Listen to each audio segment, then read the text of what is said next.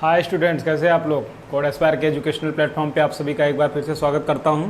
उम्मीद है आप लोग अच्छे होंगे और आपकी जो है तैयारी अच्छी से चल रही होगी। आज जो है हम लोग डेटा स्ट्रक्चर का एक और नया टॉपिक सीखेंगे। लास्ट लेक्चर्स के अंदर में हम लोगों ने क्यू को कंप्लीट कर लिया था। आज जो है हम लोग नया टॉपिक शुरू कर रहे हैं, जो कि है हमारा आज का टॉपिक का नाम है नॉन लीनियर डेटा स्ट्रक्चर। आज हम लोग सीखेंगे कि नॉन लीनियर डेटा स्ट्रक्चर होता क्या है और इसके कितने टाइप होते हैं और कैसे इसको यूज किया जाता है और इसका एडवांटेज डिसएडवांटेज क्या है। ये सब चीज़ें हम लोग आज जो है डिटेल में सीखने वाले हैं।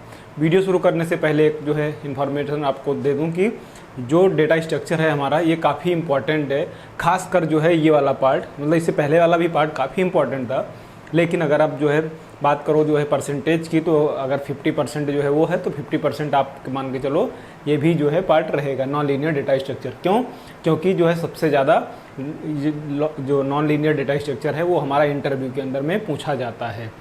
जितने भी बड़े एग्जाम्स हैं सब जगह आप ये मान के चलिए कि आपको कहीं ना कहीं नॉन लीनियर डेटा स्ट्रक्चर के क्वेश्चंस मिलेंगे ही मिलेंगे।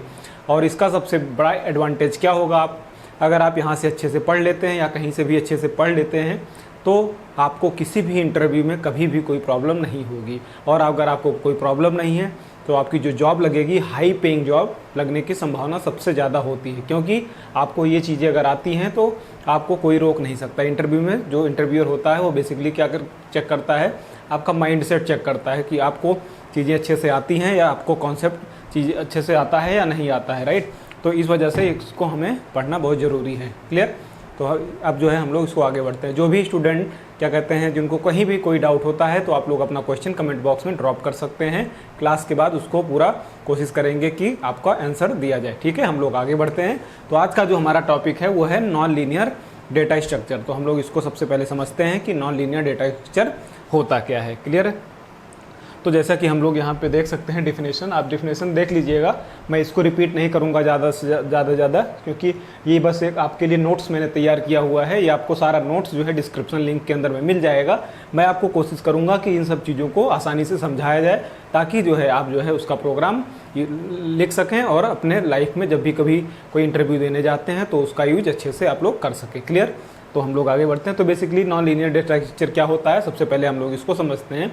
तो जैसे हमने अभी लीनियर डेटा स्ट्रक्चर में क्या पढ़ा था हमने कि जो डेटा होता है हमारा वो ऑर्गेनाइज्ड फॉर्म में रहता है, मींस एक सीक्वेंशियल फॉर्म में रहता है। ओके, या फिर लिंक लिस्ट के अंदर में भी लीनियर ऑर्डर में ही रहता था, लेकिन बस मेमोरी का डिफरेंस था, उसके एड्रेस का डिफरेंस था। और एरे के अंदर में क्या कर रहे थे हम लोग कि स्टैटिकली ही वो 1 by 1 कंटिग्यूअस मेमोरी एलोकेशन को यूज़ करता था। लेकिन जब हम बात करते हैं नॉन लीनियर डेटा स्ट्रक्चर की, तो यहाँ पे हमारा जो डेटा होता है वो अनऑर्गेनाइज्ड जो है स्टोर होता है, जहाँ पे कोई क्या कहते हैं लीनियर डेटा स्ट्रक्चर नहीं होता है। क्यों, कैसे नहीं होता, क्योंकि यहाँ पे जो डेटा होता है वो हमारा कई सारे लेवल में जो है स्टोर होता है। लेवल इन द सेंस, तो भी हम बताएंगे कि लेवल मतलब अगर जो है फॉर एग्जांपल लेवल का मतलब जैसे समझ लेते हैं, अगर हमारा पहला डेटा मान लेते हैं यहाँ पे स्टोर है, तो कोई ज़रूरी नहीं है कि ये डेटा यहाँ सेकंड डेटा यहाँ पे स्टोर होगा। हो सकता है यहाँ पे स्टोर हो जाए, ओके, हो सकता है यहाँ पे स्टोर हो जाए, तीसरा हो सकता है यहाँ पे हो जाए, मीनिंग रैंडमली ओके यहाँ पे स्टोर हो जाता है। ओके, तो ये होता है हमारा नॉन लीनियर डेटा स्ट्रक्चर, जहाँ पे हमारा डेटा क्या होता है नॉन लीनियर फॉर्म में स्टोर होता है। Means the non linear data structure is not a very easy to implement. Okay, और जो है हम लोग इसको ऐसा समझना चाहें कि जब भी हम कोई non linear data structure implement करते हैं तो हमको सबसे ज़्यादा ध्यान रखना होता है अपना अरेंजमेंट का। यहाँ क्योंकि अरेंजमेंट क्या होता है वो सीक्वेंशियल नहीं होता है। सीक्वेंशियल ना होने के कारण इसको कई बार इम्प्लीमेंट करने में बीइंग जो है फ्रेशर या बीइंग अ डेवलपर हमको थोड़ा टिपिकली जो है महसूस होता है, थोड़ा डिफ़िकल्ट रहता है। लेकिन जो है यदि आप जो है इसको इम्प्लीमेंट करते हैं तो इसके बहुत सारे बेनिफिट भी आते हैं। तो हम लोग डिफिनेशन भी देख सकते हैं। It is a form of data structure where the data elements don't stay arrange linearly या सीक्वेंशियली, जहाँ पे हमारा कोई भी डेटा लीनियर फॉर्म में या सीक्वेंशियल फॉर्म में स्टोर नहीं होता है। Here the data are stored in multiple levels. जैसे मैंने लेवल्स की बात करी, पहला डेटा अगर पहले लेवल पे अगर इसको आप लेवल मानिए, अब आप इसको ऐसे समझो कि ये आपका मेमोरी है, ठीक है, ये हमारा मेमोरी है। मेमोरी में कुछ सेक्टर बने होते हैं जहाँ पे डेटा स्टोर होता है। पहला डेटा मान लेते हैं यहाँ पे स्टोर हो गया, तो दूसरा डेटा कोई ज़रूर इसके बाजू में ना होके मतलब वो दूसरे लेयर में चले जाएगा, फिर तीसरा डेटा तीसरे लेयर में चला जाएगा। ऐसे ही लीनियर नॉन लीनियर फॉर्म में, नॉन सीक्वेंशियल फॉर्म में स्टोर होता है। तो इस तरीके के आर्किटेक्चर को हम लोग बोलते हैं नॉन लीनियर डेटा स्ट्रक्चर। क्यों ज़रूरत पड़ी आगे हम लोग उसको आगे समझेंगे। ओके, तो हम लोग एक एक करके आगे बढ़ते हैं। आई होप यहाँ तक समझ में आ गया होगा। तो अगर क्वेश्चन पूछा जाता है आपसे कि what is the difference between linear and non linear data structure, तो आपको सीधा सा कहना है कि लीनियर डेटा स्ट्रक्चर के अंदर में जो डेटा होता है हमारा वो ऑर्गेनाइज होता है किसमें, सीक्वेंशियल फॉर्म में। बल्कि जो है अगर नॉन लीनियर की बात करते हैं तो वहाँ पे हमारा जो डेटा होता है वो नॉन ऑर्गेनाइज फॉर्म में ओके स्टोर होता है। जहाँ पे हमारे जो डेटा स्टोर होते हैं नॉन लीनियर डेटा स्ट्रक्चर के अंदर में वो सब लेबल्स में होते हैं। ओके, लेबल क्या होते हैं अभी हम लोग इसको आसानी से समझेंगे। ओके, अब लेबल समझने से पहले हम लोग जो है टाइप की बात कर लेते हैं कि नॉन लीनियर डेटा स्ट्रक्चर हमारा कितने टाइप का होता है। तो जैसे हम बात करें, कई बार क्वेश्चन भी पूछा जाता है, अगर शॉर्ट में कोई क्वेश्चन पूछ लिया गया कि नॉन लीनियर डेटा स्ट्रक्चर के टाइप आप लिखो। ओके, अक्सर जो है बीटेक के एग्जाम में या बीसीए के एग्जाम में कई बार पूछेगा। आगे चल के जो आपके कुछ सब्जेक्ट्स आएंगे, जैसे बीटेक में एक सब्जेक्ट है design analysis and algorithm, right, डा, जिसको हम शॉर्ट फॉर्म में डा बोलते हैं। तो वो भी काफ़ी इंपॉर्टेंट सब्जेक्ट होता है। अक्सर बच्चे जो है वहीं परेशान होते हैं। ठीक है, तो परेशान होने की ज़रूरत नहीं है। तो सबसे पहला जो है हमारा जो टाइप है वो है ट्री, दूसरा है हमारा ग्राफ। ट्री और ग्राफ जो है हमारे नॉन लीनियर डेटा स्ट्रक्चर के दो टाइप हैं जो कि हमें बहुत इंपॉर्टेंट हैं। पूरे थ्रू आउट द लाइफ आपको यूज़ करना होगा। जिस दिन आप बड़े प्रोग्रामर बनेंगे आपको जो है यही सब यूज़ करना होगा एज अ कॉन्सेप्ट। और इसका बेनिफिट मैंने आपको जैसे बताया कि आपको अच्छी जॉब पाने के लिए, अगर आपको अच्छा पैकेज चाहिए 20 लाख 30 लाख 40 लाख, अगर आप इंडिया के किसी कंपनीज के अंदर में जाते हैं और अगर आपको ये सब चीज़ें आती हैं तो आपको इन सब 20 लाख 30 लाख 40 लाख रुपए के पैकेज में कोई दिक्कत नहीं आने वाली है। लेकिन अगर ये सब चीज़ें नहीं आती हैं, आप कितने भी बड़े जो है डेवलपर बन जाइए, आपको जो है स्ट्रगल करना ही पड़ेगा। क्योंकि अब आप इसको ऐसा समझो कि मुझे जो है डेटा स्ट्रक्चर अच्छे से तरीके से आता है, साथ के साथ थोड़ी बहुत प्रोग्रामिंग भी आती है। दूसरा जो है बंदा है जिसको क्या कहते हैं प्रोग्रामिंग अच्छे से आती है लेकिन डेटा स्ट्रक्चर उसका वीक है। अब होगा क्या, मान लीजिए कोई एक जो है क्रिटिकल टास्क किया, लॉजिकल बेस्ड टास्क दिया गया जिसके अंदर में आपको डेटा को मैनेज करना था। डेवलपर के पास जब जाएगा जिसको ज़्यादा कोडिंग आती है, उस केस में वो क्या होगा, हिट एंड ट्रायल करेगा कि कौन सा जो है लॉजिक उसमें इम्प्लीमेंट किया जाए। और बाद में रिजल्ट ऐसा नहीं है कि उसको नहीं मिलेगा, रिजल्ट मिलेगा, डेफिनेटली मिलेगा। लेकिन आप मैटर ये करता है कि आपने अपना जो कोड लिखा है, अपना जो लॉजिक बिल्ड किया है, उसको कितना इफिशियंट बनाया है आपने, कितना ईजी टू इम्प्लीमेंट है आपके लिए, जो कितना जो है वो सिस्टम को के परफॉर्मेंस को इम्प्रूव कर रहा है। तो ये सब चीज़ें भी ध्यान दी जाती हैं कोडिंग के अंदर में। तो जैसे अब उसको दूसरे जो है बंदे को उसको प्रोग्रामिंग अच्छी से आती है, डाटा स्ट्रक्चर नहीं आता है, वो क्या करेगा, वो हिट एंड ट्रायल करेगा कि कौन सा वो चार जो है फॉर एग्जांपल उसने कॉन्सेप्ट सोचे, पहला कॉन्सेप्ट अप्लाई करें, दूसरा अप्लाई करें, तीसरा, जहाँ पे उसको अच्छा रिजल्ट मिल जाएगा वो आपको दे देगा। लेकिन अगर आपको डेटा स्ट्रक्चर मालूम होगा तो आप सीधा क्या करोगे, आप प्रॉब्लम स्टेटमेंट पढ़ोगे। प्रॉब्लम स्टेटमेंट पढ़ने के बाद में आप सीधा कहोगे कि हमें यहाँ ट्री इंप्लीमेंट करना है, ग्राफ इंप्लीमेंट करना है, एरे इंप्लीमेंट करना है, स्टैक इंप्लीमेंट करना है या फिर लिंक लिस्ट इंप्लीमेंट करना है। आप आसानी से वहाँ पे इंप्लीमेंट कर पाओगे। यहीं पे आपका जो है माइंडसेट चेक हो जाएगा, यहीं पे आपकी परफॉर्मेंस इंप्रूव हो जाएगी और आप जो है जो कोडिंग वाला बंदा है उससे आप थोड़ा आगे बहुत अच्छे तरीके से निकल जाएंगे। क्योंकि जब आपको कॉन्सेप्ट मालूम है तो हो सकता है आपका जो है जो कोडिंग का पार्ट है जहाँ पे आप कोड करते हैं जिस भी लैंग्वेज में, वो लैंग्वेज अगर थोड़ा वीक भी है तो आप थोड़ा टाइम स्पेंड करके कोड को जो है लिख सकते हैं। आप इंटरनेट की सहायता से कोड को लिख सकते हैं या उसको लर्न कर सकते हैं। लेकिन अगर लॉजिक बिल्डिंग कमज़ोर है तो फिर उसको बहुत प्रॉब्लम होती है। क्लियर है? तो इसलिए हमको ये पढ़ना बहुत ज़रूरी है। क्लियर? हम लोग आगे बढ़ते हैं। तो हमने समझ लिया कि नॉन लीनियर डेटा स्ट्रक्चर क्या होता है और types of non linear data structure. Types of non linear data structure के अंदर में कितने टाइप हैं? 2 टाइप हैं, ट्री एंड ग्राफ। हम लोग इसको डिटेल में आज समझेंगे। ठीक है, ट्री और ग्राफ समझने से पहले हम लोग अब कुछ इसकी प्रॉपर्टीज समझ लेते हैं। Properties of non linear data structure. यहाँ पे अब ये कुछ कॉन्सेप्ट जो हैं ये आपको समझने बहुत ज़रूरी हैं। ये तो आप पढ़े ही पढ़े। उसके बाद में एक बुक आती है, ठीक है, थॉमस स्कोरमैन की, जिसको आप जो है परचेस कर लीजिएगा। मैं जो है लिंक जो है डिस्क्रिप्शन बॉक्स में दे दूंगा। आप जो है अगर बुक से पढ़ना चाहते हैं आप आफ्टर द क्लास में आपको बस क्या होगा, हम कोशिश करते हैं कि आपको जो बेसिक कॉन्सेप्ट है उसको समझाया जाए। लेकिन अगर आपको बहुत ज़्यादा डीप में, बहुत ज़्यादा थ्योरेटिकल कॉन्सेप्ट में समझना है, क्योंकि यहाँ पे मैं लाइन बाय लाइन किताब की थ्योरी लिख के नहीं समझा सकता, मैं आपको बस खाली एक विज़न दे सकता हूँ, एक डायरेक्शन दे सकता हूँ, बस चलना आपको होगा। ठीक है, हम लोग आगे बढ़ते हैं। तो जैसा कि है properties of non linear data structure, तो इसके अंदर में सबसे पहले प्रॉपर्टी क्या है, non linear data structure do not follow the sequential order. पहले जैसे बनाया, क्योंकि नॉन लीनियर डेटा स्ट्रक्चर बनाया ही इसलिए गया क्योंकि इसमें डेटा जो है हमारा अनऑर्गेनाइज्ड फॉर्म में स्टोर रहता है, एक सीक्वेंस फॉर्म में नहीं रहता है। इस वजह से हम लोग इसको बोलते हैं कि एक नॉन सीक्वेंशियल फॉर्मेट को फॉलो करता है, जहाँ पे डेटा हमारा नॉन सीक्वेंस में नहीं स्टोर होता है। क्लियर। सेकेंड इसका पॉइंट इंपॉर्टेंट क्या है कि elements are stored in the hierarchical. अब हायरार्किकल क्या होता है, अब इसको समझते हैं। जैसे मान लीजिए आपका एक मेमोरी है, ठीक है, ये पूरा एक मेमोरी है,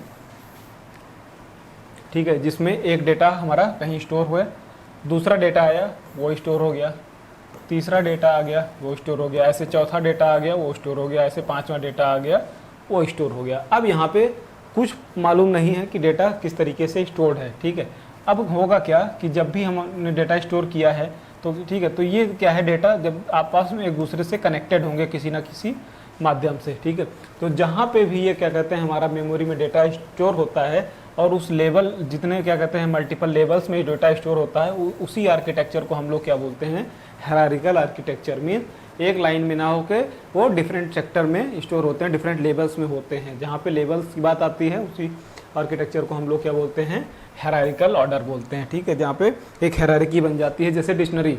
ठीक है, डिक्शनरी के अंदर में हम अगर फॉर एग्जांपल ए से शुरू करते हैं तो ए का ए आगे आता है। ठीक है, अगर बी शुरू करते हैं तो बी का बी आगे आता है, फिर ए का ए ट्रिपल ए, ऐसे करके हमारी एक हायरार्की बनती जाती है। राइट, तो जो है उस तरीके के ऑर्डर को हम लोग क्या बोलते हैं, हायरार्किकल डेटा स्ट्रक्चर। क्लियर है, हम लोग इसको मिटा देते हैं, अब आगे बढ़ते हैं। ठीक है, अभी जब एग्जांपल लेंगे तो और अच्छे तरीके से समझ में आएगा आप लोगों को, कोई घबराने वाली बात नहीं है। नेक्स्ट तीसरा हमारे पास टाइप है, जो इसका तीसरा इंपॉर्टेंट टाइप है प्रॉपर्टीज़ का, कि these data structure allow us efficient searching, insertion and deletion of the element. ठीक है, नॉन लीनियर डेटा स्ट्रक्चर के अंदर में क्या होता है, जब भी हम कोई डेटा इंसर्ट करते हैं ओके, या फिर हम कोई डेटा सर्च करना चाहते हैं या फिर डिलीट करना चाहते हैं, तो ये जो भी CRUD ऑपरेशन है, बेसिकली CRUD, बहुत अक्सर इंपॉर्टेंट ये कीवर्ड है। CRUD means create, R means जो है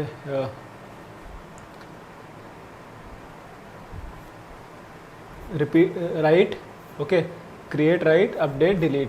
ओके, मीन्स क्या है, आपको इंसर्ट करना है, अपडेट करना है, डिलीट करना है या फिर मॉडिफाई करना है। ठीक है, इन सब चीज़ें को, ये सारी ऑपरेशंस को हम लोग जो है नॉन लीनियर डेटा स्ट्रक्चर के अंदर में बहुत अच्छे तरीके से, बहुत ही ऑप्टिमाइज्ड तरीके से कर सकते हैं। ठीक है, तो ये हमारा जो है नॉन लीनियर डेटा स्ट्रक्चर का एक इम्पॉर्टेंट प्रॉपर्टी होता है। ठीक है, नेक्स्ट जो है हमारे पास फोर्थ प्रॉपर्टी क्या है कि it is use to solve the complex problem where the data can not be arranged in a linear manner. Okay, जब भी हमारे पास कोई बड़ी कॉम्प्लेक्स एल्गोरिथम लिखी होती है तो जनरली क्या होता है, हम नॉन लीनियर डेटा स्ट्रक्चर का यूज़ करते हैं। क्यों यूज़ करते हैं, क्योंकि जब भी डेटा नॉन लीनियर फॉर्म में स्टोर होता है तो क्या होता है, यहाँ पे कुछ पाथ बने होते हैं। ओके, जहाँ पे मूवमेंट हम लोग करते हैं, एक डेटा से दूसरे डेटा पे जाने के लिए हम लोग मूवमेंट करते हैं। अभी हम लोग आगे पढ़ेंगे जो इनके टाइप थे, जैसे ट्रियोग्राफ, तो वहाँ से आपको समझ में आएगा कि जो पाथ की मैं बात कर रहा हूँ वो कैसे काम करते हैं। तो बेसिकली होता क्या है, जब भी एक डेटा स्टोर होता है तो दूसरा डेटा भी जब उससे कनेक्ट होता है तो उसमें एक पाथ बन जाता है कि आपको इस पाथ से फॉलो करना है। अब मान लीजिए जैसे जो बच्चे यूपी के होंगे, नोएडा, ओके, दिल्ली में रहते हैं, मान लीजिए हमें दिल्ली से गुड़गांव जाना है। ओके, तो दिल्ली से गुड़गांव जाने के कई सारे रास्ते हो सकते हैं। आप हो सकता है एक मेट्रो के थ्रू जा सकते हैं, एक बाई रोड के कई सारे रास्ते हो सकते हैं, आप जो है द्वारिका होके भी जा सकते हैं, गाजियाबाद होके भी जा सकते हैं।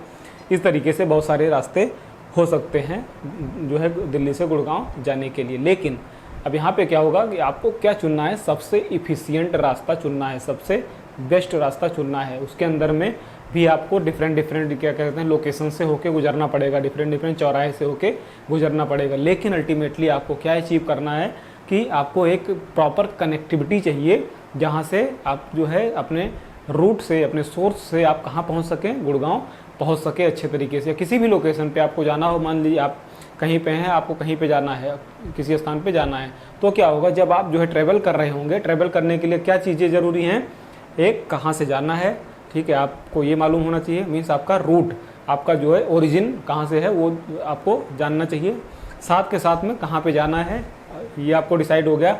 अब आपको तीसरा जो है इम्पॉर्टेंट पॉइंट क्या है कि किस रास्ते होके जाना है। रास्ता कई सारा हो सकता है, लेकिन आप चूज़ कौन सा करते हैं वो मैटर करता है। जब भी रास्ता चूज़ करने की बात आती है, सीधा आता है हमारा concept non linear data structure का। नॉन लीनियर क्यों? क्योंकि हमारा रास्ता फिक्स नहीं है, एक ही स्ट्रेट रास्ता नहीं है कि हम एक रास्ता फॉलो करेंगे और हमारा डेटा या फिर हमारा जो है जो आउटकम है वो आ जाएगा, या फिर जो हमारा गोल है वो हमें अचीव हो जाएगा। यहाँ पे मल्टीपल बेस्ड होंगे सर्च करने के, या फिर अगर टेक्निकल टर्म में बात करें, या फिर डिलीट करने के, लेकिन हमको कौन सा रास्ता चुनना है जो कि हमारे लिए इफ़िशियंट हो, कम टाइम लगे और अच्छा आपके पास आउटपुट देके जाए। क्लियर? तो इसी तरीके के कॉन्सेप्ट को हम लोग इम्प्लीमेंट करने के लिए यूज़ करते हैं non linear data structure. I hope यहाँ तक समझ में आ गया होगा। क्लियर है? किसी को कोई डाउट? अगर किसी को कोई डाउट होता है, आप लोग अपना क्वेश्चन कमेंट बॉक्स में ड्रॉप कर सकते हैं। ठीक है, हम लोग आगे बढ़ते हैं। सबसे पहला हमारा जो टाइप है वो नॉन लीनियर डेटा स्ट्रक्चर का, वो है ट्री। ट्री हमारा जो है एक नॉन लीनियर डेटा स्ट्रक्चर का टाइप है। अब हम उसको समझते हैं कि ट्री होता क्या है। ठीक है, तो ट्री क्या है? हमारा एक नॉन लीनियर डेटा स्ट्रक्चर होता है जहाँ पे हमारे क्या कहते हैं, एक हायरार्किकल स्ट्रक्चर में डेटा स्टोर होता है। Okay, it is a collection of basically nodes and edges. अब नोड्स एंड एजेस क्या होती हैं, मान लेते हैं आपको, जैसे अभी मैंने एग्जांपल दिया, दिल्ली से गुड़गांव जाना था। ठीक है, तो जिस स्थान से आपको जाना था,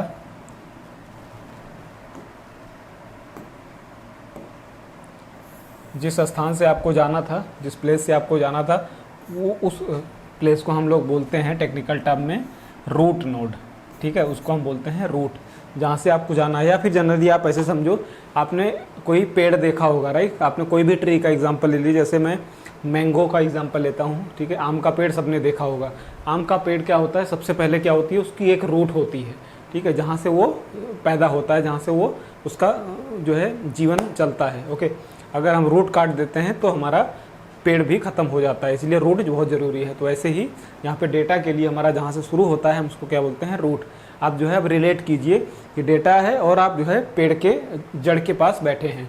ठीक है, अब जड़ से क्या होता है, धीरे धीरे जो है कुछ लीव्स निकलती हैं, कुछ पत्तियाँ निकलती हैं। ओके, पत्तियों के बाद फिर जो है कई स्थान पे फल आता है। ओके, लेकिन आपको ये नहीं फिक्स है कि फल इस डाल में आएगा, वो उस डाल में आएगा। ठीक है, वो रैंडम आ सकता है किसी भी उसके उस पर।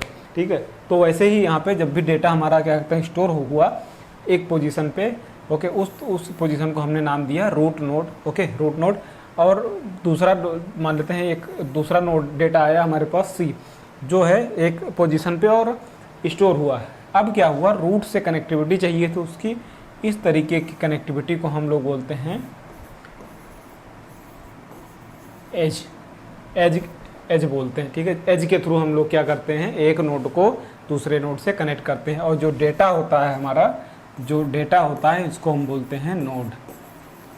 जो डेटा होता है हम उसको नोड बोलते हैं, और एक नोड से दूसरा नोड कनेक्ट जिससे होता है हम उसको एज बोलते हैं। और जो हमारा पहला नोड होता है हम उसको बोलते हैं रूट नोड।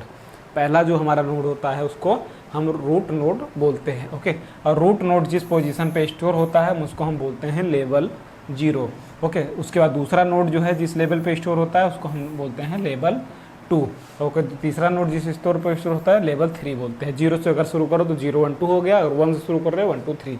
इस तरीके से हमारा क्या होता है, डेटा जो ट्री के अंदर में स्टोर रहता है। ट्री के अंदर में अब इसके अगर हम खासियत की बात करें तो सबसे पहले ट्री के अंदर में रूट होना बहुत ज़रूरी है।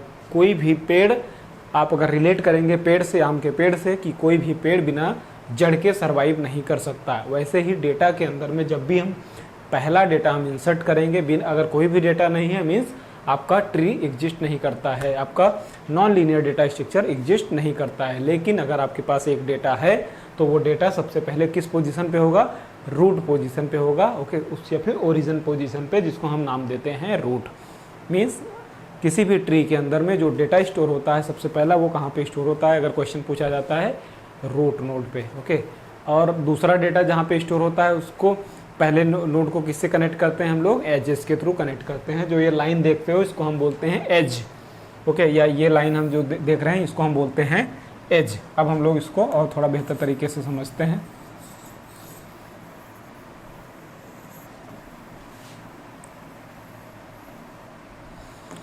ओके, ये हो गया हमारा सबसे पहला डेटा। अब जिसको हमने क्या नाम दिया, जिसको हमने नाम दिया रूट, ठीक है।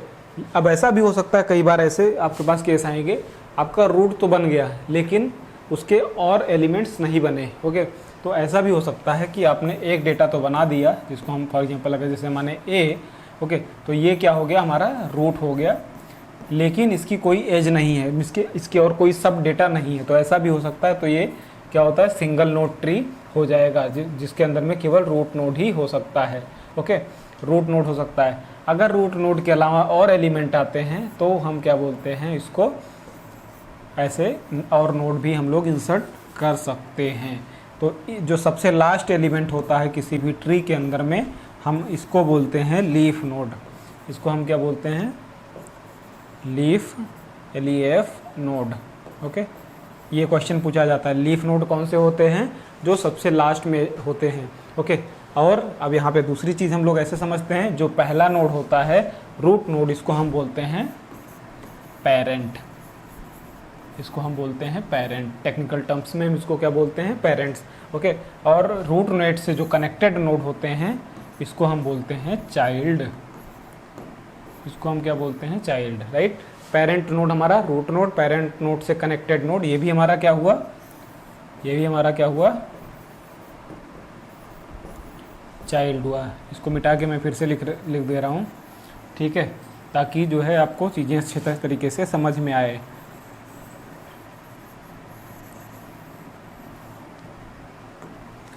सो सबसे पहला हमारा जो नोड होगा रूट नोड, इसको हम क्या बोलते हैं, पेरेंट, इसको हमने बोल दिया पेरेंट। पेरेंट नोड से कनेक्टेड जो भी नोड होते हैं हम इसको बोलते हैं, जैसे एग्जांपल के तौर पे से, तो हम लोग इसको बोलते हैं चाइल्ड नोड, ओके। इसको हम बोलते हैं चाइल्ड नोड। किसी भी पेरेंट नोड से कनेक्टेड नोड को हम चाइल्ड नोड बोलते हैं। अगर अब इसकी बात करो, इस वाले नोड की अगर हम बात करते हैं, तो ये नोड क्या है, चाइल्ड नोड है किसका, इसका। तो चाइल्ड नोड की भी नोड हो सकते हैं। और जो लास्ट नोड होता है, ठीक है, उनको हम क्या बोलते हैं, लीफ नोड। जिसके कोई चाइल्ड ना हो उसको हम बोलते हैं लीफ नोड, ओके।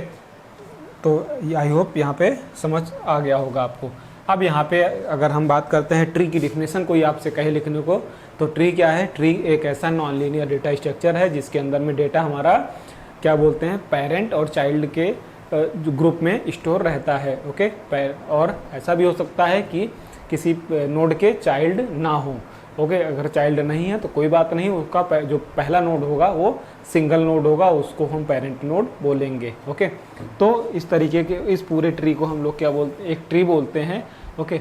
और अगर इसके अंदर में क्या होता है, अगर एक पेरेंट हो गया, उससे जुड़ा हुआ नोड चाइल्ड हो गया, अगर उस चाइल्ड के भी और भी नोड हो गए तो उस तरीके के ट्री को हम लोग क्या बोलते हैं, सब ट्री, सब ट्री। अगर कोई बोलता है कि सब ट्री क्या है, तो जो हमारी मेन ट्री होती है उसके अंदर में जो पेरेंट नोड होता है, पेरेंट नोड से कनेक्टेड जो चाइल्ड होता है, उस चाइल्ड से कनेक्टेड जो भी नोड्स होते हैं, वो जो एक ट्री जो फॉर्म करते हैं ट्री, उस हम ट्री को बोलते हैं सब ट्री, ओके। तो सब ट्री क्या हो गया, जो मेन ट्री के अंदर में ट्री बना है। जैसे एग्जाम्पल के तौर पे अगर हम बात करें, इसी के अंदर में हम लोग समझते हैं एक ही एग्जाम्पल पे, जैसे ये हमारा क्या हो गया, पेरेंट नोड हो गया, ठीक है। यहाँ पे पेरेंट नोड हमारा ये तैयार है, ये पूरा एक जो है प्राइमरी ट्री हो गया। अब क्या है, इसका चाइल्ड ये हो गया, राइट, लेकिन इसका चाइल्ड क्या हुआ है, डी और ई हो गए। तो ये भी अपने आप में क्या है, ये है सब ट्री। तो ये कॉन्सेप्ट बहुत समझ में आएगा, अक्सर जो है आता है, तो इसलिए हमको ध्यान देना बहुत ज़रूरी है, ओके। अब ये क्या है, ये इसका चाइल्ड नोड हो गया, ठीक, लेकिन बी के भी चाइल्ड नोड क्या हैं, डी हैं, ठीक है। अब डी के भी चाइल्ड नोड हैं एच और आई, तो ये भी अपने आप में क्या हो गए, ये भी अपने आप में क्या हो गए, सब ट्री। अगर किसी भी पेरेंट नोड के जो चाइल्ड हैं उनके भी ट्री क्या कहते हैं जो नोड बनते हैं, अगर ऐसा होता है तो उस तरीके के ट्री फॉर्मेशन को हम लोग सब ट्री कहते हैं। तो क्लियर है। तो फिर से रिवीजन कर लेते हैं, क्विक रिवीजन कि ट्री क्या हो गया, collection of nodes, okay, collection of parent and child node, parent and child node edge connected with the leaf, okay, जिसको हम लोग ब्रांच बोलते हैं, कई बार लीफ बोलते हैं। और किसी भी पेरेंट से जो कनेक्टेड नोड होते हैं, चाइल्ड उससे भी कनेक्टेड जो नोड होते हैं जो ट्री फॉर्म करते हैं, उसको हम लोग क्या बोलते हैं, सब ट्री बोलते हैं। तो ये सब कुछ बेसिक चीज़ें हैं जो कि आपको ध्यान देना बहुत ज़रूरी है। आई होप यहाँ तक चीज़ें समझ में आ गई होंगी। आगे बढ़ते हैं हम लोग।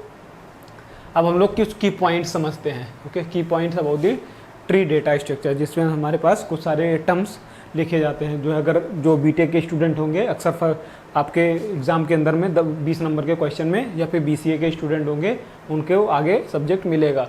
तो ये भी डिफिनेशन आपको लिखता है। आपको जब पूछेगा कि ट्री को आप डिस्क्राइब कीजिए इन डिटेल, तो आपको एग्जाम्पल के साथ में डिस्क्राइब करना पड़ेगा, और जो उसके अंदर टर्म्स यूज होते हैं उस टर्म्स को भी हमें डिस्क्राइब करना पड़ेगा। तो सबसे पहला जो हमारे पास टर्म है वो है नोड। नोड क्या होता है, basically a node is a data item that are stored in the tree data structure, okay. जो ये हमारा डाटा था, ये ABCDEF, इसको हम बोलते हैं नोड, ओके, क्लियर है। तो नोड क्या हो गया, ये जो डेटा हो गया हमारा, वो हम उसको क्या बोलते हैं, नोड बोलते हैं। सेकंड हमने क्या बात की, पेरेंट। पेरेंट क्या होता है, जैसे मैंने बताया, जो हमारा पहला नोड होता है उसको रूट नोड, इसको हम क्या बोलते हैं, पेरेंट नोड बोलते हैं, ठीक। आप देख सकते हैं, a parent node in a tree is defined as node that has one or more child, okay, ऐसा भी कह सकते हो। अब यहाँ पे ये क्या था, पेरेंट नोड, राइट। इसके चाइल्ड क्या थे, ये चाइल्ड थे, लेकिन इस क्या कहते हैं जो नोड के ये भी चाइल्ड बने, ये भी चाइल्ड बने, क्लियर। तो अगर किसी भी नोड के अंदर में जो चाइल्ड्स हैं, तो जो उसका प्राइमरी नोड होगा वो उसका पेरेंट कहलाएगा, क्लियर। आई होप यहाँ तक समझ में आ गया होगा। तो पेरेंट नोड की डिफिनेशन आप देख सकते हैं, a parent is a tree जिसके अंदर में क्या है, एटलीस्ट एक या एक से ज़्यादा चाइल्ड होने चाहिए। उस तरीके के नोड को हम लोग बोलते हैं पेरेंट नोड, क्लियर। तीसरा आता है एज। एज क्या होता है, जब एक नोड दूसरे नोड से कनेक्टेड होता है तो हम उसको बोलते हैं एज। जैसे ये या फिर ये फिर ये सब क्या हैं, एजेस हैं, राइट। जिससे क्या है, हमारा नोड कनेक्टेड है एक दूसरे से, उसको हम क्या बोलते हैं, एज बोलते हैं। तो एज क्या है, two nodes are in a tree data structure are connected with the help of an edge, उसको हम क्या बोलते हैं, एज बोलते हैं। चाइल्ड, अब नेक्स्ट आता है चाइल्ड। चाइल्ड किसको कहते हैं, a child is a node that is connected to a parent node. किसी भी पेरेंट से कनेक्टेड जो नोड होता है उसको हम बोलते हैं चाइल्ड नोड, क्लियर। सेकेंड आता है रूट। रूट क्या होता है, अब हम इसको समझते हैं, okay. The root node is a top most node in the tree, okay. Root node क्या होता है, जो सबसे पहला नोड होता है किसी ट्री के अंदर में, उसको हम बोलते हैं रूट नोड। जैसे ये क्या है, रूट नोड हो गया। Root node, parent node, root को हम पेरेंट नोड भी कहते हैं अगर उसके चाइल्ड होते हैं, लेकिन हर पेरेंट नोड रूट नोड नहीं होता है केवल अपने सब ट्री के लिए वो पेरेंट नोड रूट नोड हो सकता है। अगर आप इसको मानो तो ये भी एक तरीके से रूट नोड है, किसके लिए, इसके लिए। अगर इसकी बात ना करो, ये सब हटा दो, तो इसके लिए भी पहला नोड ये क्या बना, रूट नोड बना, क्लियर है।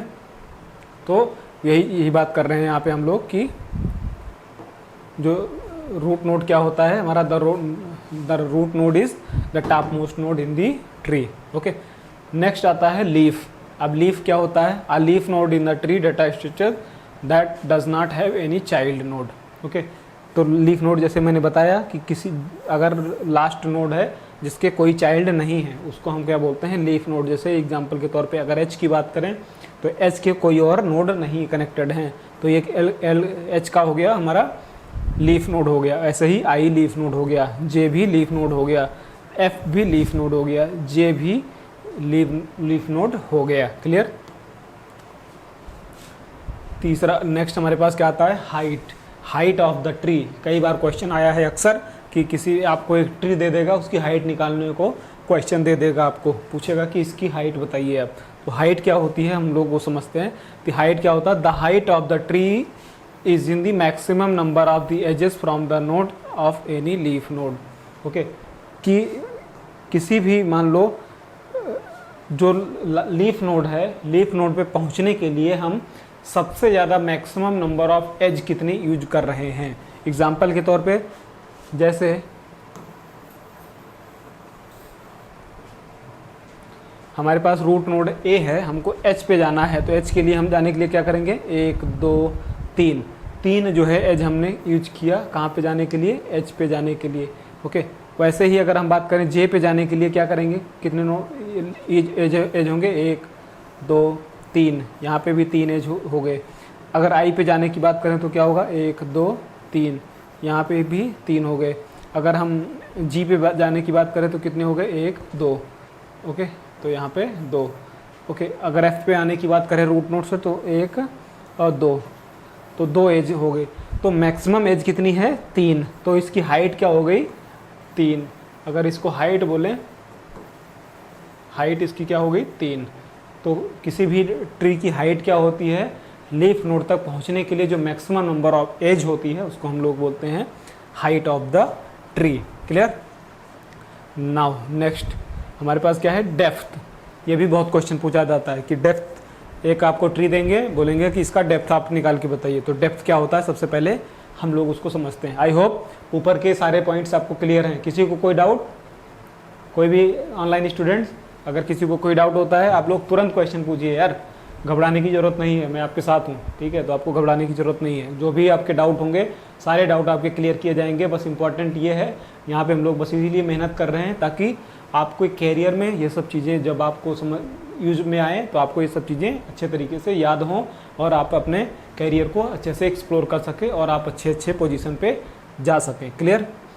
क्योंकि मैंने उस सफ़र को तय किया हुआ है पास्ट में, तो मुझे मालूम है कि ये इनका इम्पोर्टेंस क्या है। क्लियर। तो इस वजह से ये पढ़ना हमारे लिए बहुत ज़रूरी है। नेक्स्ट हम लोग आगे बढ़ते हैं। डेप्थ क्या है हम इसको समझते हैं। तो डेप्थ बेसिकली क्या होती है, the depth of a node is a number of edges from the node root node to that node. Okay, the depth of a node is number of edges from the root node to that node. Okay, किसी आप पूछेगा f तक पहुंचने के लिए f की depth, f जो node है उसकी डेप्थ बताइए आप, ठीक है। तो डेप्थ निकालने के लिए हम लोग क्या करते हैं, अब यह f तक पहुंचने के लिए कितने एज पड़ रहे हैं हमारे पास वो निकालेंगे। जैसे 1 2, तो यहाँ पे कितना एज इस्तेमाल हुआ, 2, तो इसकी डेप्थ क्या हो गई, 2। वैसे ही अगर हम बात करते हैं एच पे पहुँचने के लिए हमारे पास कितने एज की ज़रूरत पड़ेगी, तो 1 2 3, इसलिए इसकी जो है डेप्थ क्या हो गई, 3। तो डेप्थ बेसिकली क्या होता है कि पर्टिकुलर गिवन नोड तक पहुँचने के लिए रूट से कितने एजेस की ज़रूरत पड़ती है उसको हम बोलते हैं डेप्थ। और हाइट क्या होती है, लीफ नोड तक पहुंचने के लिए फ्रॉम द रूट। ओके, जिसमें जिस पाथ में सबसे ज़्यादा एजेस हमारी पड़ती हैं उसको हम बोलते हैं height of the tree. Okay, clear. तो ये हो गया हमारा कुछ इसके की पॉइंट्स जो कि काफ़ी इंपॉर्टेंट हैं ट्री के पॉइंट ऑफ व्यू से। ये इसको याद रखिएगा हमेशा, ठीक है। कभी भी कोई पूछ ले आपको बता देना है तुरंत। अब हम लोग समझते हैं types of tree data structure. तो ट्री डेटा स्ट्रक्चर के कितने टाइप हैं, तो बेसिकली ये 5 जो ट्री हमारे पास काफ़ी इंपॉर्टेंट हैं, जिसके अंदर में पहला ट्री है बाइनरी ट्री, सेकंड है बाइनरी सर्च ट्री, तीसरा है हमारा ABL ट्री, चौथा है रेड ब्लैक ट्री, पांचवा है बी ट्री। ओके, ये हम लोग आगे के लेक्चर्स में डिटेल में पढ़ेंगे, एक एक करके पढ़ेंगे कि बाइनरी ट्री होता क्या है, उसके डिटेल में प्रॉपर्टी, उसके सॉफ्टवेयर के रियल टाइम इम्प्लीमेंटेशन कैसे कहाँ यूज करते हैं, सब चीज़ें हम लोग पढ़ेंगे। लेकिन फ़िलहाल अभी हम लोग ये समझते हैं कि कितने टाइप होते हैं, क्योंकि अब आज मेरा एजेंडा क्या है कि आज मेरे बेसिक जितना कॉन्सेप्ट है वो आपको बता के जाऊँ, ठीक है। तो टाइप कितने हो गए, 5 टाइप कौन से, binary tree, binary search tree, ABL tree, red black tree and B tree. ये 5 टाइप आपको याद रखना है। अब हम लोग आगे बढ़ते हैं। नेक्स्ट हमारे पास आता है ग्राफ। ग्राफ क्या होता है ये हम लोग समझते हैं। तो ट्री और ग्राफ में बेसिकली अंतर क्या होगा, अब हम लोग समझते हैं। A graph is a non linear data structure that consist of a set of vertex and the set of edges connected to each other. जैसे ट्री के अंदर में हमने क्या समझा था कि नोड हमारा जो कनेक्टेड होता है एज से, ओके, पेरेंट और चाइल्ड से। यहाँ पे क्या होता है, जो भी हमारा कोई भी नोड क्या होते हैं, कनेक्ट किससे होते हैं, उस एक दूसरे नोड से, उसको हम बोलते हैं एज। और जो नोड होता है बेसिकली हमारा वो होता है वर्टेक्स। नोड जो हमारा होता है वो हम उसको बोलते हैं वर्टेक्स। जो भी हमारे नोड होते हैं, जो भी 12th में आपने ग्राफ पढ़ा होगा, जिस भी स्टूडेंट्स ने, उनको मालूम होगा कि ग्राफ क्या होता है। ठीक है, तो आप यहाँ से भी समझ सकते हैं। A graph is a non linear data structure that consist of a set of vertex and the set of edges. Means जो वर्टेक्स और एजेस का जो कॉम्बिनेशन होता है, उस पूरे प्रोसेस को हम लोग क्या बोलते हैं? ग्राफ बोलते हैं। पूरे प्रोसेस को हम लोग क्या नाम देते हैं? ग्राफ। ग्राफ क्या होता है? जहाँ पे हमारे पास कुछ नोड होते हैं, या फिर उसको हम बोलते हैं वर्टेक्स। और वर्टेक्स जो है एक दूसरे से किससे कनेक्टेड होते हैं? ये जैसे ये हमारे पास क्या हो गई? एज हो गई। तो अगर हमारे पास कोई ऐसा आर्किटेक्चर है जिसके अंदर में कुछ वर्टेक्स हैं और कुछ एजेस हैं, तो आपस में एक दूसरे से कनेक्टेड हैं, तो उस तरीके के आर्किटेक्चर को हम लोग क्या बोलते हैं? हम बोलते हैं ग्राफ, डेटा स्ट्रक्चर। तो उस तरीके के आर्किटेक्चर को हम लोग डेटा स्ट्रक्चर का ग्राफ टाइप बोलते हैं। ठीक है। In the graph the vertex represents entities and while edges represent relation between them. Okay, अब यही सीधा सा फंडा है कि हमारे पास क्या है, जो भी नोड्स हैं, जो भी डेटा वैल्यू हैं, वो इसको हम क्या बोलते हैं? वर्टेक्स बोलते हैं।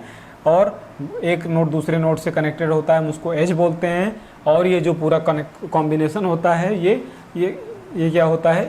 एक जो है, अगर हमारे पास ऐसा जो आर्किटेक्चर आता है जहाँ पे वर्टेक्स और सारे वर्टेक्स आपस में एक दूसरे से कनेक्टेड हों, उस तरीके के आर्किटेक्चर को हम लोग बोलते हैं ग्राफ। अब जैसे एग्जांपल के तौर पे हमारे पास ए है, ए से ई को जाना है। ए से ई को जाने के लिए क्या होते हैं? एक पाथ होता है। जैसे हमने ट्री में क्या था? रूट से हम लोग जाते थे। यहाँ पे कोई रूट नहीं होता, यहाँ पे कोई सभी नोड कहीं से भी जा सकता है। जैसे अगर ए से ई तक जाने के लिए हम पाथ की बात करें तो कितने पाथ हैं? ए बी ई, ये एक पाथ हो गया। और दूसरा क्या पाथ है? ए डी ई। तीसरा क्या पाथ है? ए सी डी ई। ये तो इसमें क्या है? बेसिकली नोड एक दूसरे से कनेक्टेड होते हैं with the help of edges, और जो इनके नोड होते हैं उनको हम बोलते हैं वर्टेक्स। क्लियर? हम लोग आगे बढ़ते हैं। अब आई होप यहाँ तक समझ में आ गया होगा। अब इसको थोड़े की पॉइंट समझते हैं तो और आसानी से क्लैरिटी आएगी। कुछ की पॉइंट्स होते हैं, जैसे हमने ट्री के अंदर में पढ़ा था, रूट, चाइल्ड, पेरेंट, ओके, या फिर जो एजेस थी, वैसे ही यहाँ पे। तो वर्टेक्स क्या होता है? सबसे पहले हम लोग ये समझते हैं। तो वर्टेक्स बेसिकली क्या है? A vertex is a data item that is sorted stored in graph data structure. जो भी डेटा होता है हमारा, उसको हम बोलते हैं वर्टेक्स। ओके, ध्यान देना है। नेक्स्ट क्या है? एज। एज मैंने जैसे ट्री के अंदर में हम लोग ने सीखा कि एक नोड दूसरे नोड से कनेक्ट किससे होता है? एज के थ्रू। वैसे ही यहाँ पे ग्राफ के अंदर में एक वर्टेक्स जो दूसरे वर्टेक्स से कनेक्टेड होता है, वो किससे होता है? एज के थ्रू। ओके, जो नोड आपस में कनेक्टेड होते हैं एज के थ्रू। अब तीसरा आता है डिग्री। ये बहुत इंपॉर्टेंट क्वेश्चन है भाई, इसको बहुत ध्यान से समझिएगा। डिग्री क्या होती है? अब हम लोग इसको पहले डिफिनेशन समझ लेते हैं। A degree of a vertex in a graph data structure is defined as the number of edges connected to it. अब यहाँ पे आप देखिए, सी नोड है, सी नोड से कितने एज निकल रही है? एक नोड, दो, तो इसका डिग्री क्या हो गया? 2। ए नोड से कितने वर्टेक्स कितनी एज निकल रही है? ए से सी की तरफ भी एक रास्ता जा रहा है, ए से डी की तरफ भी एक रास्ता जा रहा है, ए से बी की तरफ एक रास्ता जा रहा है। तो यहाँ पे कितने रास्ते हो गए? 3। तो इसका जो डिग्री क्या हो गया? 3। तो यही कहने का मतलब है,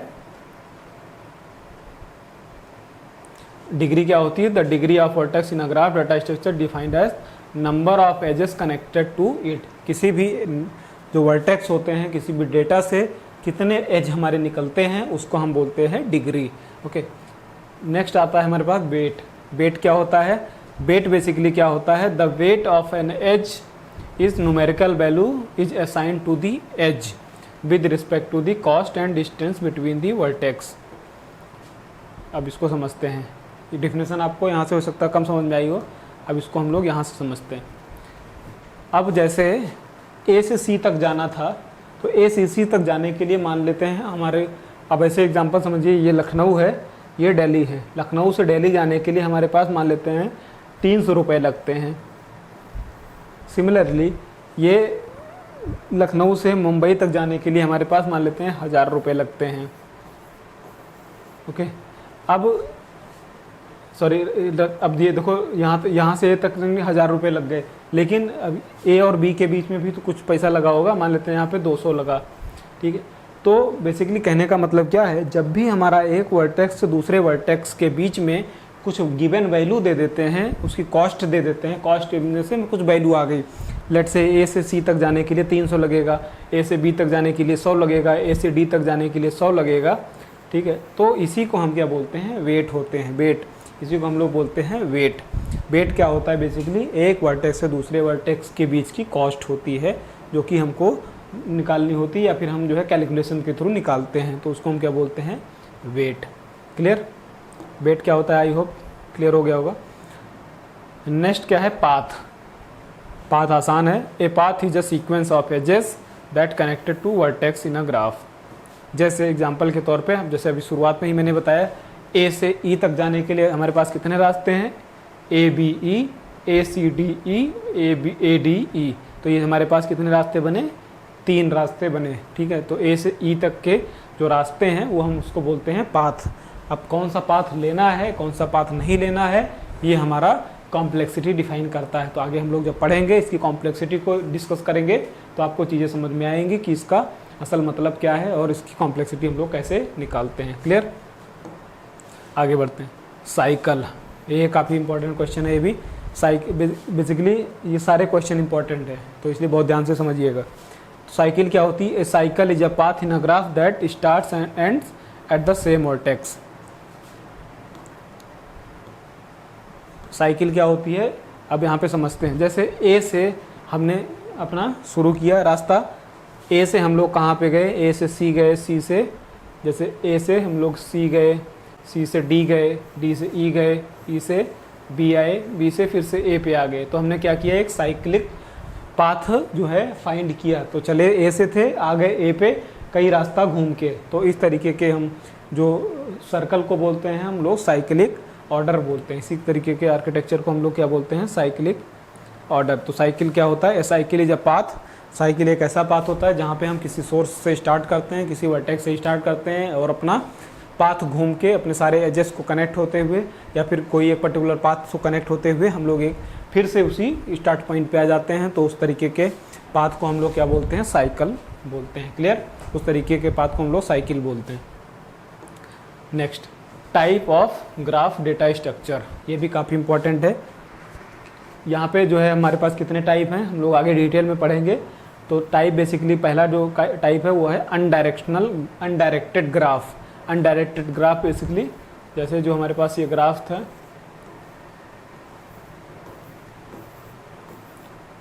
ये जो हमारे पास ग्राफ है, ये अगर ए है, बी सी डी ई, अगर कोई डायरेक्शन नहीं होती तो इसको हम बोलते हैं अनडायरेक्शनल ग्राफ। आगे डिटेल में भी पढ़ेंगे हम लोग। सेकेंड क्या है, directional graph. Directional graph basically क्या हो गया, आपको ए से मान लीजिए सी तक जाना है। ओके, तो ए से सी तक जाने के लिए हमको डायरेक्शन दे देते हैं। आपको जाना तो इससे है, लेकिन आना नहीं है इससे, आना आपको इससे है। ठीक है, तो इसका क्यों यूज पड़ता है, आगे हम लोग इसको बात करेंगे। क्लियर, तो अगर कोई डायरेक्शन दी हुई है किसी वर्टेक्स से किसी दूसरे वर्टेक्स तक जाने के लिए, तो हम उसको बोलते हैं डायरेक्टेड ग्राफ। तीसरा आता है वेटेड ग्राफ। वेटेड ग्राफ अभी जैसे हमने समझा था अभी कि वेट क्या होता है हमारा, वेट बेसिकली क्या होता है, एक वर्टेक्स से दूसरे वर्टेक्स के बीच में जो हमारी कॉस्ट लगती है, जाने की जो कॉस्ट लगती है, उसको हम क्या बोलते हैं। जैसे ए से ई तक जाने के लिए हमारे पास 100 रुपये खर्च हो रहे हैं, तो 100 रुपये इसका बेसिकली एक क्या हो गया, वेट हो गया। तो इसी को हम बोलते हैं वेटेड ग्राफ। क्लियर है, आई होप यहाँ तक क्लियर है। तो आज हम लोगों ने क्या क्या सीखा, आज हम लोगों ने सीखा कि नॉन लीनियर डेटा स्ट्रक्चर होता क्या है, नॉन लीनियर डेटा स्ट्रक्चर के कितने टाइप हैं, ट्री और ग्राफ। ट्री के अंदर में भी हमने क्या समझा, ट्री क्या होता है, ट्री के कुछ बेसिक टर्मिनोलॉजी सीखी, ट्री के अंदर में कितने टाइप होते हैं ये भी सीखा। उसके बाद हमने ग्राफ सीखा, ग्राफ के अंदर में कितने टाइप होते हैं, ग्राफ के जो टर्मिनोलॉजीज थी उसको हमने सीखा। अब आगे के वीडियो में हम लोग जो है कवर करेंगे। जो ट्री का टाइप था, ट्री के जैसे पहला हमारे पास टाइप तो क्या था, बाइनरी ट्री, तो हम लोग बाइनरी ट्री को पूरा कवर करेंगे, उसका रियल इम्प्लीमेंटेशन देखेंगे, उसके बाद एक एक करके हम लोग आगे पूरा फिनिश करेंगे। आई होप यहाँ तक चीज़ें आपको समझ में आ गई होंगी। ओके, मिलते आप लोग जो है क्या कीजिए, प्रैक्टिस करिए। और ये जो भी आप नोट्स देख रहे हैं, ये नोट्स आपको डिस्क्रिप्शन लिंक में मिल जाएगा। जो भी हमारे नए व्यूअर्स हैं वो चैनल को सब्सक्राइब कर ले, ताकि जो है आपको रेगुलर अपडेट्स मिलती रहें इस चैनल पे। ओके, हम लोग प्रैक्टिस जारी रखिए। किसी को कोई क्वेश्चन कि कोई डाउट आता है तो आप लोग अपना जो भी क्वेश्चन है वो कमेंट बॉक्स में ड्रॉप कर सकते हैं। हम लोग मिलते हैं नेक्स्ट क्लास में, तब तक के आप लोग भी अपना ख्याल रखिएगा। Bye bye, take care.